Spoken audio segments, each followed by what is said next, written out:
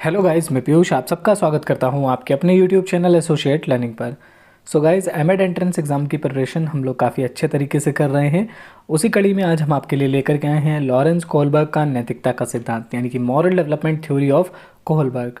ठीक है, इससे पहले कि हम वीडियो को स्टार्ट करें, अगर अभी तक आपने हमारे यूट्यूब चैनल को सब्सक्राइब नहीं किया है तो सब्सक्राइब कर लीजिए, बेल आइकन को प्रेस कर लीजिए ताकि आने वाली हर वीडियो की नोटिफिकेशन आपको सबसे पहले मिल सके। साथ ही अगर अभी तक आपने टेलीग्राम चैनल को ज्वाइन नहीं किया तो उसे भी ज्वाइन कर लीजिए, क्योंकि सारी पीडीएफ्स आपको वहीं पर अवेलेबल मिलती हैं। ठीक है, और अगर आपकी कोई पर्सनल क्वेरी है तो आप हमें व्हाट्सएप भी कर सकते हैं। व्हाट्सएप नंबर आपको दिया हुआ है, इसी नंबर पर आप मैसेज कर देंगे तो एमएड एंट्रेंस एग्ज़ाम का जो ग्रुप है उसमें भी मैं आपको ऐड कर दूँगा। तो चलिए अब हम वीडियो को स्टार्ट करते हैं। लॉरेंस कोहलबर्ग का नैतिकता का सिद्धांत, यानी कि moral development theory of Kohlberg. इससे पहले हम बात करें moral development theory of Kohlberg की, सबसे पहले हम बात कर लेते हैं इस चीज़ की कि मॉरल डेवलपमेंट पे सबसे पहला काम किसने किया था। तो मॉरल डेवलपमेंट में सबसे पहला काम किया था जीन पियाजे ने। क्वेश्चन पिछली बार पेपर में आया हुआ है, तो ये बात आपको याद रखनी है कि मॉरल डेवलपमेंट पे जो सबसे पहले काम किया था वो किसने किया था, वो किया था जीन पियाजे ने। लेकिन जो मॉरल डेवलपमेंट में थ्योरी सबसे ज़्यादा फेमस हुई या जिन्होंने बहुत अच्छे से एक्सप्लेन किया उस थ्योरी को, तो वो थे कोहलबर्ग। ठीक है, इसलिए मॉरल डेवलपमेंट की जो थ्योरी है वो किसकी है, लॉरेंस कोहलबर्ग की है। लेकिन मॉरल डेवलपमेंट में सबसे पहले काम किसने किया था, तो वो थे हमारे जीन पियाजे। ठीक है, ये बहुत ही इंपॉर्टेंट क्वेश्चन है, काफ़ी कंफ्यूज करता है, इसलिए हर बार ये क्वेश्चन पेपर में आता है, तो इस क्वेश्चन को आपको ध्यान रखना है। तो चलिए अब हम स्टार्ट करते हैं मॉरल डेवलपमेंट थ्योरी को। तो पहला पॉइंट है इसमें, कोहलबर्ग अमेरिका के वैज्ञानिक थे जिन्होंने नैतिकता का सिद्धांत या नैतिक सिद्धांत का विकास किया था। ठीक है, कोहलबर्ग कौन थे, अमेरिका के रहने वाले थे, यानी अमेरिका के साइकोलॉजिस्ट थे। इन्होंने क्या किया था, नैतिकता का सिद्धांत या नैतिक सिद्धांत का विकास किया था, जिसे हम मॉरल डेवलपमेंट थ्योरी के नाम से जानते हैं। ठीक है, अगला इंपॉर्टेंट पॉइंट है, कोहलबर्ग के अनुसार सामाजिक परिप्रेक्ष्य बालक के मानसिक विकास में महत्वपूर्ण योगदान देता है। कोहलबर्ग मानते थे कि जो हमारा समाज है, ठीक है, समाज का जो एनवायरनमेंट है वो हमारे मेंटल डेवलपमेंट में काफ़ी हेल्प करता है। ठीक है, और वो बहुत ज़्यादा इंपॉर्टेंट होता है। इस चीज़ को कौन मानते थे, कोहलबर्ग मानते थे कि जो हमारा सामाजिक परिप्रेक्ष्य है वो मानसिक विकास में काफ़ी महत्वपूर्ण योगदान रखता है।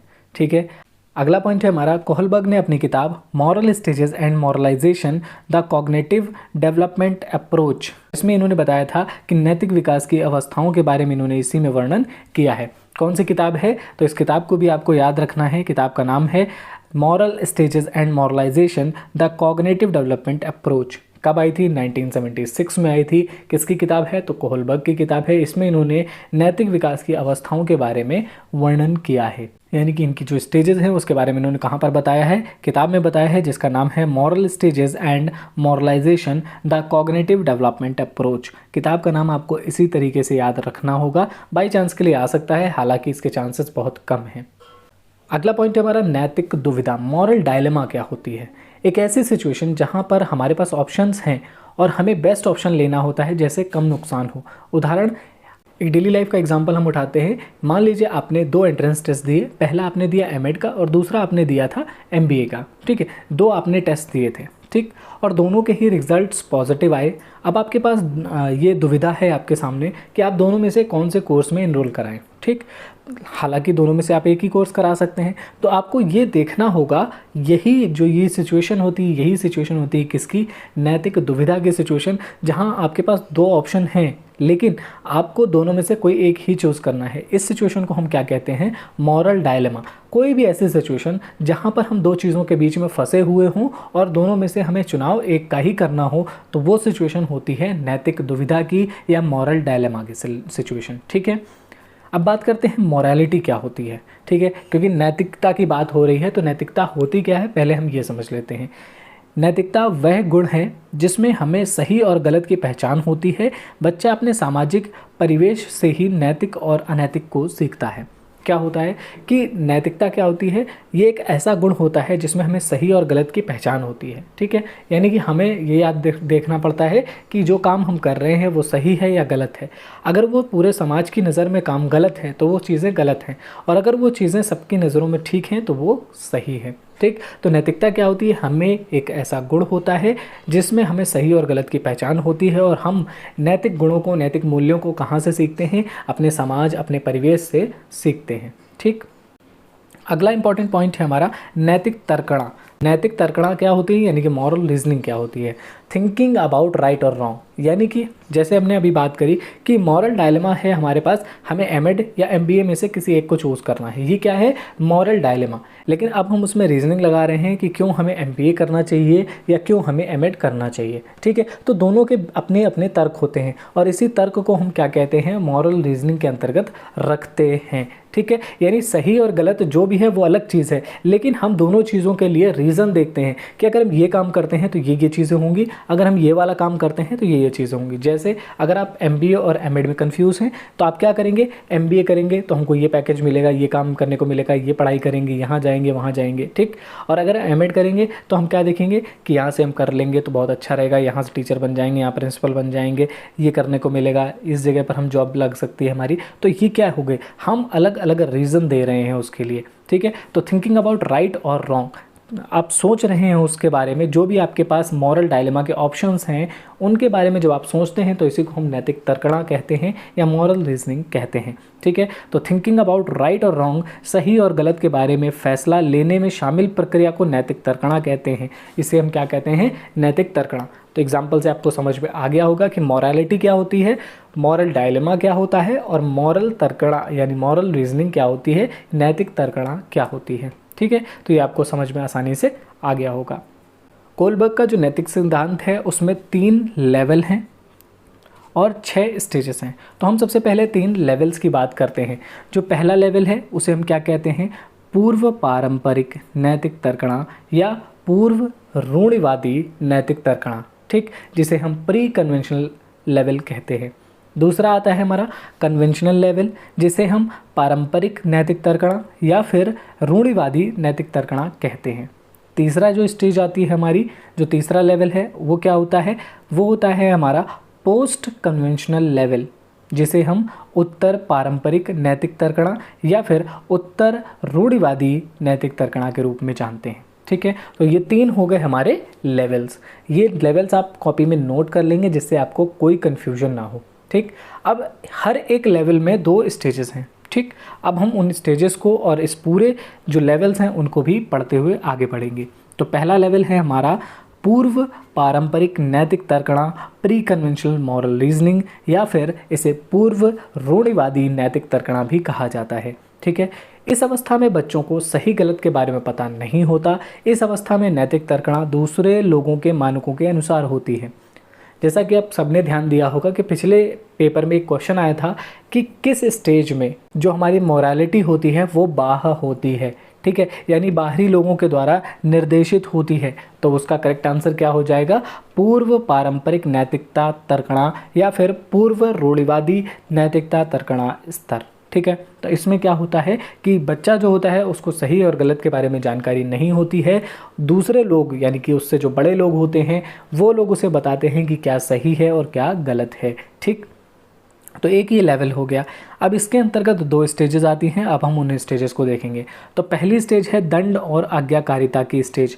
इसमें क्या लिखा है, बच्चे नियमों को स्थिर व पूर्ण मानते हैं। बच्चे नियमों को सिर्फ इसलिए मानते हैं क्योंकि बड़ों ने उन्हें कहा है कि नियमों को मानना होता है, क्योंकि दंड से बचने के लिए आवश्यक है। जैसे इसमें क्या होता है कि जो बच्चे होते हैं वो या तो दंड से बचने के लिए या फिर आज्ञा का पालन करने के लिए नियमों को मानते हैं। ठीक है, इसमें क्योंकि मोरालिटी जो होती है वो कैसी होती है, एक्सटर्नल होती है। जैसा दूसरे बताएंगे वैसा होगा। अब जैसे किसी ने बोला कि झूठ बोलना पाप होता है, तो बच्चे क्या होता है, कुछ बच्चे इस चीज़ को सीधे मानते हैं कि झूठ बोलना पाप होता है, तो उसको वो मान लेते हैं। ओबीडियंस यानी आज्ञाकारिता उन्होंने मान ली कि झूठ नहीं बोलना है मुझे।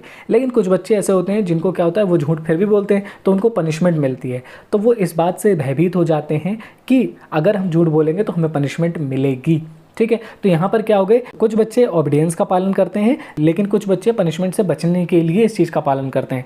तो मोरालिटी कैसी हो रही है, एक्सटर्नल है। दूसरे हमें बता रहे हैं कि हमें मोरालिटी कैसी रखनी है। ठीक, अगला पॉइंट है इसी में, इस अवस्था में वह केवल समाज के नियमों को समझते हैं और तथा उनका आचरण करते हैं। समाज में जो नियम प्रचलित होते हैं उनको वही बताए जाते हैं और वो उसका पालन करते हैं। ठीक है, तो दंड और जो आज्ञाकारिता की स्टेज है इसमें क्या होता है, पहली चीज़ हमें याद रखनी है, क्योंकि ये पूर्व पारंपरिक नैतिकता तर्कणा की स्टेज है, तो इसमें हमें क्या याद रखना है कि इसमें जो मोरालिटी होती है वो कैसी होती है, एक्सटर्नल होती है। दूसरी चीज़, इसकी जो 2 स्टेजेस होती हैं उसमें पहली स्टेज है दंड और आज्ञाकारिता की स्टेज। इसमें बच्चे दंड से बचने के लिए या तो काम को करते हैं या फिर आज्ञा के अनुसार कार्य को करते हैं। ठीक है, तो ये आपको ध्यान रखना है। दूसरी स्टेज है व्यक्तिवाद, प्रयोजन तथा विनिमय, जिसे इंडिविजुअलिज्म, पर्पस एंड एक्सचेंज की स्टेज कहा जाता है। पहला पॉइंट है इसमें, इस अवस्था में बालक उस कार्य को नैतिक कार्य मानते हैं जिसके द्वारा उनकी आवश्यकताओं की पूर्ति होती है। बालक उसी कार्य को करते हैं जो उन्हें उचित लगता है। इस अवस्था को जैसे को तैसा स्टेज भी कहा जाता है। जैसे हमने इससे पहले वाले जब क्वेश्चन पेपर हम डिस्कस कर रहे थे तब हमने देखा था टिट फॉर टैट की स्टेज, है ना। तो टिट फॉर टैट की स्टेज यही होती है। ठीक है, इसमें क्या होता है, एक बच्चा, जैसे एग्जाम्पल में इसमें लिखा है कि एक बच्चे ने दूसरे बच्चे को मारा तो दूसरा बच्चा भी उसको मारेगा, यही इसमें मोरालिटी होती है। ठीक है, क्या है कि बच्चे में ये चीज़ आ जाती है कि जो काम उसने किया वही काम। जैसे अगर मैं तुम्हें खाना दे रहा हूँ तो अगले दिन मैं भी एक्सपेक्ट करूँगा कि तुम मुझे खाना खिलाओगे। जैसे छोटे बच्चे होते हैं ना, तो आज मैं 1 रुपये लाया हूँ तो आज हम तुमको क्या खिलाएंगे, टॉफ़ी खिलाएंगे, और कल तुम 1 रुपये लाओगे तो तुम हमें टॉफ़ी खिलाओगे। तो ये क्या होती है, ये इसी स्टेज में होता है, इसीलिए इसे टिट फॉर टैट की स्टेज भी कहते हैं। जैसा कि पिछले पेपर में आया था कि तुम मेरी पीठ खुजाओ मैं तुम्हारी पीठ खुजाता हूँ, तो वो किस स्टेज में आ जाता है, इसी स्टेज में आ जाता है, यानी कि मॉरल डेवलपमेंट थ्योरी की जो पहली लेवल है, पहले लेवल की सेकेंड स्टेज में ये आ जाता है। ठीक, आपको ये बहुत अच्छे से पढ़नी है क्योंकि सबसे ज़्यादा कन्फ्यूजन इसी थ्योरी में होता है, क्योंकि इसमें लेवल के अंदर 2 स्टेजेस हैं। ठीक है, लेवल की अपनी एक विशेषता है, उसके बाद स्टेजेस की अपनी अपनी विशेषताएं हैं। इस वजह से इसमें गलती होने के चांसेस ज़्यादा रहते हैं, इसीलिए आपको बहुत अच्छे से इसे ध्यान रखना है। ठीक है, अगला आता है हमारा परंपरागत नैतिकता का स्तर, यानी कि अब दूसरी स्टेज पे कन्वेंशनल मॉरल रीजनिंग लेवल। ठीक है, तो ये दूसरा लेवल है हमारा। इस अवस्था में बालक उस कार्य को नैतिक कार्य मानते हैं जिसके द्वारा उसकी आवश्यकताओं की पूर्ति होती है। इस अवस्था में बच्चा दूसरे लोगों के मानकों के अपने अंदर समावेशित कर लेते हैं तथा उसी के हिसाब से सही गलत का निर्णय करते हैं। अब इस स्टेज में क्या हो जाती है, मोरालिटी जो होती है वो अपने अंदर आ चुकी होती है, यानी कि अब बच्चा खुद से डिसाइड कर लेता है कि ये चीज़ गलत है, ये चीज़ सही है। ठीक है, तो कौन सी स्टेज में, कौन से लेवल पे, दूसरे लेवल पे आकर के, पहले लेवल पे मोरालिटी कैसी थी, एक्सटर्नल थी, दूसरे लेवल पे मोरालिटी कैसी हो जाती है, इंटरनल हो जाती है। ठीक है, दूसरे लेवल पर आकर के मोरालिटी इंटरनल हो जाती है। ठीक, अब बच्चे स्वयं ही ये निर्णय कर लेते हैं कि कौन सी चीज़ सही है और कौन सी चीज़ गलत है। ठीक, अब अगली इसके अंदर जो स्टेज आती है, इसकी पहली स्टेज है हमारी अच्छा लड़का अच्छी लड़की बनने की उन्मुखता, गुड बॉय गुड गर्ल की स्टेज। इस चरण में बच्चे एवं किशोर मुख्यतः अपने अभिभावकों के नैतिक मानकों को अपना लेते हैं ताकि उनके अभिभावकों की दृष्टि में भी वे अच्छे लड़के या अच्छी लड़की बन सकें। यानी देखिए क्या होता है कि जैसे इस स्टेज में आते आते बच्चों को क्या होता है, बच्चे ये मान लेते हैं कि मेरे मम्मी पापा ऐसे हैं तो अब हमें भी इस तरीके का व्यवहार करना है। अगर हम इस तरीके का व्यवहार करेंगे तो हमें क्या करा जाएगा, प्रेज़ किया जाएगा, है ना। तो प्रेज़ करने के लिए बच्चे क्या करते हैं, अपने आप को अच्छा बनने की कोशिश करते हैं। तो ये किस स्टेज में होता है, सेकेंड लेवल की फर्स्ट स्टेज में ऐसा होता है, जिसे गुड बॉय और गुड गर्ल की स्टेज कहा जाता है। ठीक है, तो ये काफ़ी इंपॉर्टेंट चीज़ है, ये आपको ध्यान रखना है कि बच्चे अच्छा बनने की कोशिश किस स्टेज में करते हैं, तो सेकंड लेवल की फर्स्ट स्टेज में ऐसा बच्चे करते हैं। ठीक है, लेवल 2 की जो सेकंड स्टेज है वो क्या है, सामाजिक व्यवस्था नैतिकता, यानी सोशल सिस्टम मोरालिटी। इसमें बच्चा कानून तथा सामाजिक व्यवस्थाओं को बनाए रखने की भावना विकसित करता है। बालक अपने कर्तव्यों के प्रति निष्ठावान रहता है तथा दूसरों की अपेक्षाओं का सम्मान करता है। इसमें क्या होता है, जो समाज में चीज़ें चल रही हैं, जो नियम चल रहे हैं, कानून चल रहे हैं, बच्चा उनका पालन करता है। हर एक चीज़ का पालन करते हुए बच्चा आगे बढ़ता है। ठीक, क्योंकि बच्चे को लगता है कि जो समाज में चल रहा है वही ही सत्य है। ठीक है, इसलिए आपको याद रखना है कि सामाजिक व्यवस्था नैतिकता में बच्चा जो समाज की व्यवस्थाएं हैं उनको बनाए रखने का काम करता है। बच्चा कानून तोड़ने की बात इसमें नहीं करता है। बच्चा सिर्फ और सिर्फ ये मानता है कि नैतिकता उसी में है जिसमें नियमों का पालन होता है। ठीक है, तो ये हो गई हमारी सेकंड लेवल की सेकंड स्टेज। ठीक है, यानी हमने अभी तक क्या पढ़ा, 2 लेवल पढ़ लिए और 4 स्टेजेस पढ़ लिए हैं। ठीक है, अब आगे बात करते हैं पार्श्व पारंपरिक नैतिक तर्कणा यानी post conventional moral reasoning level ठीक है। और इसको हम और किस नाम से जानते हैं, तो उत्तर पारंपरिक नैतिक तर्कणा के नाम से भी इसे जानते हैं, या उत्तर रूढ़िवादी नैतिक तर्कणा के रूप में भी इसे जानते हैं। इस स्तर पर बालक बाह्य कारकों से प्रेरित न होकर आंतरिक कारणों से प्रेरित होता है, ठीक है। अब भी बालक क्या होता है, एक्सटर्नल मोरालिटी को छोड़ देता है, इंटरनल मोरालिटी पर ही फोकस करता है, ठीक है। पोस्ट कन्वेंशनल लेवल पर भी क्या होता है, बच्चे इंटरनल मोरालिटी को फॉलो करते हैं, क्योंकि अब बच्चों में सोचने समझने की क्षमता आ चुकी है, तो वो क्या करते हैं, जो भी मोरालिटी उनके अंदर होती है उसी के अकॉर्डिंग ही काम करते हैं। तो अब हम बात करते हैं इसकी पहली स्टेज की, जो कि है सामाजिक अनुबंध एवं व्यक्तिगत अधिकार, सोशल कॉन्ट्रैक्ट और इंडिविजुअल राइट्स, ठीक है। तो इसमें किशोर यह मानते हैं कि नियम लोगों के भले के लिए हैं, अगर किसी नियम से किसी का नुकसान होता है तो ऐसे नियम को तोड़ देना चाहिए, ठीक है। तो अब क्या होता है, इसके पहले वाली स्टेज में हमने जो देखा था उसमें क्या देखा था कि बच्चे कानून को ही मानते हैं, वो कहते हैं कानून से बड़ा कुछ नहीं है, जो कानून को तोड़ना मतलब गलती करना, यानी कि नैतिकता को हरास पहुंचाना है। लेकिन इस स्टेज में आते आते बच्चे ये मानने लगते हैं कि जो भी नियम है वो किसके लिए है, बच्चों की भलाई के लिए, लोगों की भलाई के लिए हैं, ठीक है। अगर कभी ज़रूरत पड़े तो उनको तोड़ना भी ज़रूरी है, अगर हम नियमों को नहीं तोड़ेंगे तो किसी का नुकसान हो जाएगा, और इसको वो बिल्कुल भी स्वीकार नहीं करते। यानी कि क्या होता है, बच्चे जो हैं इस बात को मानते हैं कि जो नियम हैं वो किसके लिए हैं, लोगों के लिए हैं, और ज़रूरत पड़ने पर उन नियमों को तोड़ना भी चाहिए, ठीक है। उनके अनुसार एक स्वस्थ समाज वही है जिसमें व्यक्ति एक दूसरे की भलाई का भी ध्यान रखते हैं, ठीक है। तो इसी स्टेज में बच्चे ये भी सोचते हैं कि जो समाज है वो एक दूसरे से मिलकर बना है और हमें एक दूसरों की भलाई करनी चाहिए, ठीक है। तो पोस्ट कन्वेंशनल लेवल का ये पहली स्टेज थी, यानी कि सामाजिक अनुबंध एवं व्यक्तिगत अधिकार, इसके बारे में हमने पढ़ा। अब हम बात करते हैं लास्ट स्टेज की, किसकी, पोस्ट कन्वेंशनल लेवल की लास्ट स्टेज की, यानी कि सेकेंड स्टेज की। लास्ट स्टेज आ जाती है इसकी, तो वो है सार्वभौमिक नैतिक सिद्धांत, यानी कि यूनिवर्सल एथिकल प्रिंसिपल की। इसमें व्यक्ति समाज के नियमों को बनाए रखने हेतु अपने सर्वस्व त्यागने के लिए तैयार हो जाता है। इसमें क्या होता है कि जैसे कुछ लोग ऐसे होते हैं जो क्या करते हैं, उनके लिए समाज का भला ही सब कुछ है, ठीक है। जैसे आपने सदगुरु को देखा होगा, वो क्या चाहते हैं, उनका मानना है कि समाज का भला होना चाहिए, उन्होंने अपने भले के लिए काम नहीं किया। जैसे महात्मा गांधी, उन्होंने क्या किया, समाज के लिए कार्य किया, अपने लिए काम नहीं किया, ठीक है। तो ऐसे ही क्या होता है कि वो लोग जो अपने स्वार्थ को छोड़ करके दूसरों के लिए कार्य करना स्टार्ट कर देते हैं, वो क्या हो जाता है, सार्वभौमिक नैतिक सिद्धांत बन जाता है, यूनिवर्सल एथिकल प्रिंसिपल्स कहलाते हैं। और कोलबर्ग ने कहा है कि इस चरण तक बहुत कम लोग ही पहुंच पाते हैं, ठीक है। तो ये हमें काफ़ी अच्छे से ध्यान रखना है कि इनकी जो थ्योरी है उसमें कितने लेवल हैं, तो उसमें 3 लेवल हैं, ठीक, 3 लेवल हैं। आप सभी लोग इन तीनों लेवल्स को अपनी कॉपी पे नोट करेंगे। उसके अलावा हर लेवल के जो 2-2 स्टेजेस हैं उसको भी नोट करेंगे, ठीक है। और उसके बाद मुझे इसको व्हाट्सएप करेंगे, मुझे देखना है कि आपने इसको नोट किया है या नहीं नोट किया है, ठीक है। तो आप सभी इसे नोट करेंगे और मुझे व्हाट्सएप करेंगे, जिससे क्या होगा कि आपकी प्रिपरेशन बहुत अच्छी हो जाएगी। सबसे पहले आप पूरी थ्योरी को पढ़ेंगे, उसके बाद ही इसे नोट करेंगे, क्योंकि अगर आप इसको पहले नोट करेंगे तो थोड़ा सा कन्फ्यूजन होने के चांसेस रहते हैं, ठीक है। यहीं पर अब हम बात कर लेते हैं हाइंस की स्टोरी की। हाइंस की स्टोरी के बेसिस पर ही इन्होंने अपनी थ्योरी डेवलप की थी, तो हम हाइंस की स्टोरी को भी थोड़ा सा समझ लेते हैं। हाइंस की स्टोरी में ये बात करते हैं, ये क्या करते हैं, एक स्कूल में जाते हैं, ठीक है। कौन, कोहलबर्ग एक स्कूल में जाते हैं और हर एक जितने वहाँ पर बच्चे होते हैं सबको एक जगह पर बुलाते हैं और उनको हाइंस की स्टोरी सुनाते हैं। हाइंस की स्टोरी क्या होती है, हाइंस नाम का एक व्यक्ति होता है और उसकी एक पत्नी होती है, उसकी पत्नी को कोई कैंसर होता है, ठीक है। और कैंसर की जो दवा होती है वो सिर्फ और सिर्फ एक व्यक्ति के पास मौजूद होती है। हाइंस होता है, वो आता है उस दुकानदार के पास में, वो पैसे लेकर के आता है, लेकिन उसके पास पैसे कुछ कम होते हैं, तो वो दुकानदार से कहता है कि आप मुझसे पैसे ले लीजिए और आधी दवाई मुझे दे दीजिए, बाद में पैसे लेकर के आऊँगा, आपको पैसे दे दूंगा और दवाई ले लूँगा। लेकिन वो दुकानदार क्या करता है, उसे मना कर देता है। वो कहता है कि पूरे पैसे लेकर के आओ तभी ये दवाई हम तुम्हें देंगे, ठीक है। लेकिन होता क्या है कि जो हाइंस होता है वो काफ़ी गरीब होता है, सब जगह इधर उधर से पैसे मांग कर वो लाता है, तब भी उसके पास पैसे पूरे नहीं हो पाते।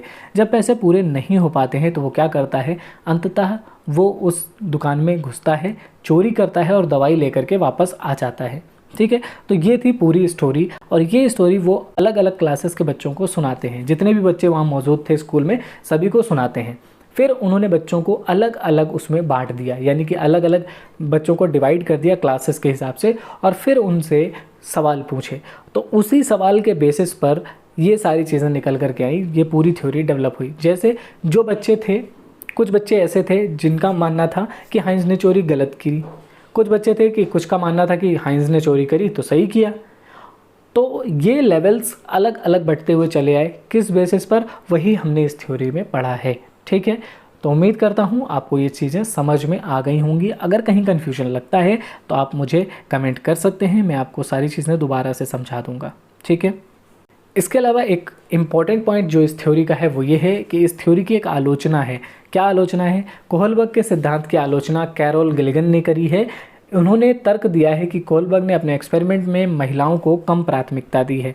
ठीक है, अब ऐसा इन्होंने क्यों कहा है? कैरोल गिलिगन कौन थी? वो इन्हीं की स्टूडेंट थी। किसकी? कोहलबर्ग की। कोहलबर्ग की ही स्टूडेंट थी और उन्होंने उन्हीं की थ्योरी पर ही क्या किया है? आलोचना करी है उनकी थ्योरी की और कहा है कि इनकी जो थ्योरी है वो पुरुषों की तरफ झुकाव रखती है। यानी कि इन्होंने एक्सपेरिमेंट में अपने बायसनेस रखी है, क्योंकि जो महिलाएं होती हैं, ठीक है, यहाँ पर दो पक्ष आते हैं, एक पुरुष का पक्ष आता है और एक महिला का पक्ष आता है। ठीक है, और जो पुरुष का पक्ष होता है ये नियमों पर ज़्यादा ध्यान देता है। ठीक है, लेकिन जो महिला का पक्ष होता है ये केयर पे ध्यान देता है ना।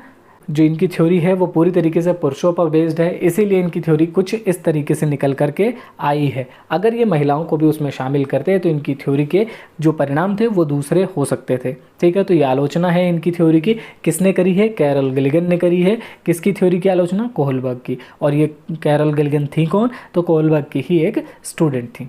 ठीक है, तो उम्मीद करता हूँ आपको थ्योरी अच्छे से समझ में आ गई होगी। थ्योरी की सारी स्टेजेस को आप लिखेंगे कॉपी में। मैंने जानबूझ के इसमें नहीं लिखा है ताकि आप थोड़ी सी मेहनत करेंगे। जब आप लिखेंगे तो आपको सारी थ्योरी अपने आप ही तैयार हो जाएगी। ठीक है, या तो आप पहले लिख सकते हैं सारी स्टेजेस और लेवल्स, या फिर आप बाद में लिख सकते हैं। पूरी थ्योरी को समझ लीजिए, उसके बाद स्टेजेस और लेवल्स को लिखेंगे, साथ में ही उनके जो इंपॉर्टेंट पॉइंट्स हैं वो भी वहीं पर मेंशन कर लेंगे, और साथ ही आपको ये व्हाट्सएप करना है। ठीक है, तो उम्मीद करता हूँ आपको पूरा लेक्चर अच्छे से समझ में आ गया होगा। समझ में आ गया हो तो वीडियो को लाइक करें, चैनल को सब्सक्राइब करें और बेल आइकन को प्रेस करना बिल्कुल ना भूलें।